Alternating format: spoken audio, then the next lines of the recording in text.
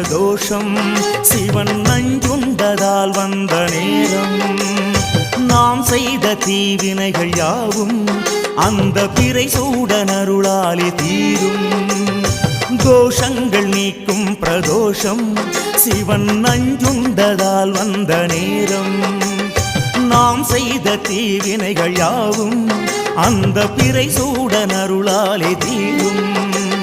நாரணன் விடையாக நந்தியின் கொம்பிடையில் சிவனாடும் நேரம் இது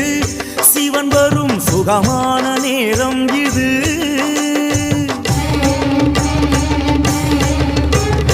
கருணாகரன் சுத்த சிவமானவன் கருணை பொழிகின்ற நேரம் இது வரம் தருகின்ற நேரம் இது